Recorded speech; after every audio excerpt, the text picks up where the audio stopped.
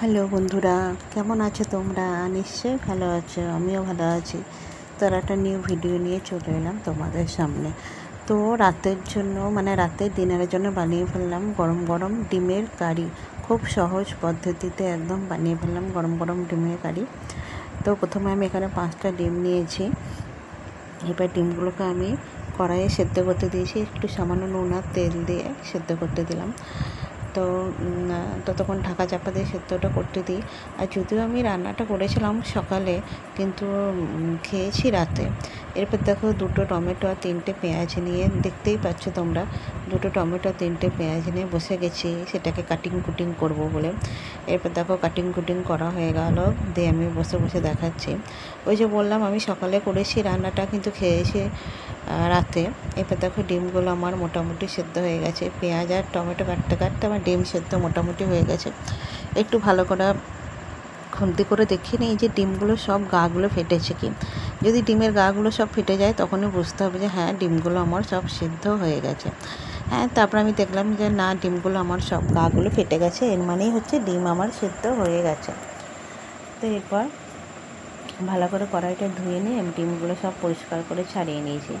এরপর কড়াইয়ের মধ্যে অ্যাজ ইউজুয়াল কড়াইয়ের মধ্যে তেল দিয়ে দিলাম, সর্ষের তেল সেটা অবশ্যই। তো সর্ষের তেল দেওয়ার পর গরম হয়ে গেছে তেলটা। এরপর আমি 5টা ডিম চাকচুক করে ভেজে নেব। আর তোমরা এটা ডিম ভাজাতেও ভালো লাগে খেতে, বাট ডিম ভাজাতে করতে ভীষণ ঝামেলা লাগে, ওই জন্য আমার ভালো লাগে না ডিম ভেজে রান্না করা কিছু। তো এই জন্য আমি গোটা ডিমেরই সব কিছু বেশিরভাগ করি। ওই ডিম ভেজে রান্না করতে অনেকটাই সময় সাপেক্ষ এবং খুবই ঝামেলাদায়ক আর কি।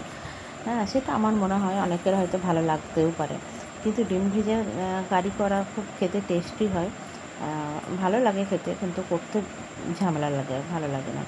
এরপর দেখো বক বক করতে করতে ডিমের মধ্যে আমি নুন আর একটু হলুদ দিয়ে সামান্য ডিমগুলোকে আমি সরষের তেলের মধ্যে ভেজে নিচ্ছি। বেশ একটু লাল লাল করেই ভাজতে হবে। এরপর সামান্য একটু লঙ্কা গুঁড়ো দিয়ে দিচ্ছি। আমি মাছ ডিম সাথেতেই সামান্য করে একটু লঙ্কা গুঁড়ো দিই, যাতে টেস্টটা আরও সুন্দর হয়। এরপর দেখো ডিমগুলো কিন্তু ভালো করে মোটামুটি নয়, ভালোই লাল লাল করে ভাজতে হবে। তো এগুলো কিন্তু মুরগির ডিম, আগেই বলে রাখি। হ্যাঁ, তো এগুলো দেখো লাল লাল করে আমার 5টা ডিম ভাজা হয়ে গেছে। এরপর অনেকটাই তেল আছে, ওই তেলের মধ্যেই আমি পেঁয়াজ আর টমেটো, যে 3টে পেঁয়াজ আর 2টো টমেটো কেটেছিলাম সেইগুলো আমি দিয়ে ভালো করে নাড়াচাড়া করব। আর সামান্য একটু নুন দিয়ে দেবো, যাতে পেঁয়াজ আর টমেটোটা খুব তাড়াতাড়ি আর কি মজে নরম হয়ে যায় একদম।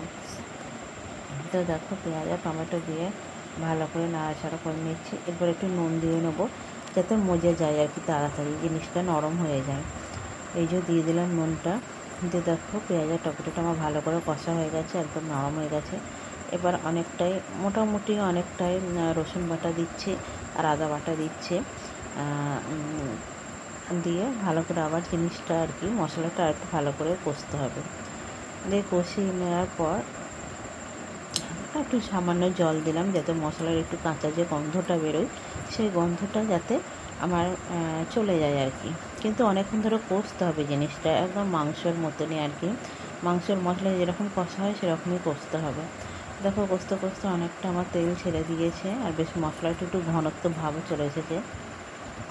তো এরপর আমি সামান্য একটু জল দিয়ে দেবো, আর এরপর আমি একটু ডিমগুলো দিয়ে নাড়াচাড়া করে নেবো। নাড়াচাড়া করার পর জল দিয়ে দেবো। তো তোমরা কে কে ডিমের কারি খেতে ভালোবাসো অবশ্যই জানাবে।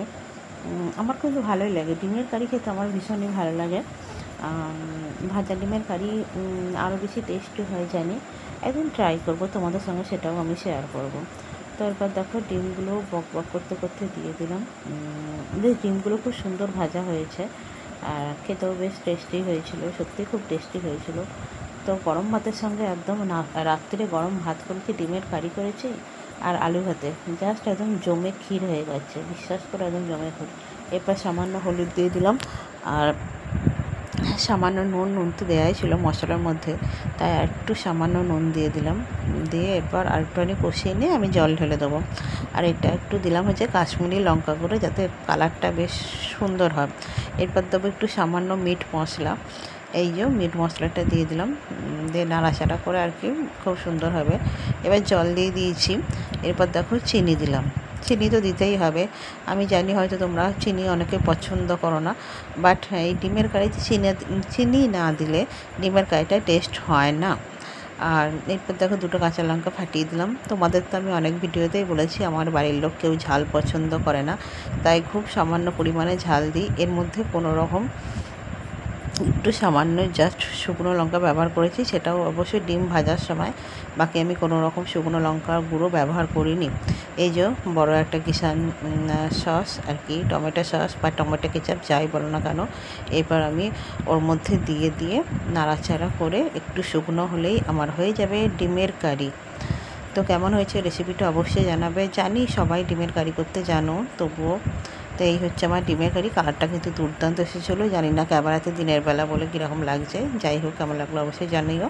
আর যদি ভালো লেগে থাকে অবশ্যই চ্যানেলটাকে সাবস্ক্রাইব করে আমার পাশে থেকো। টাটা।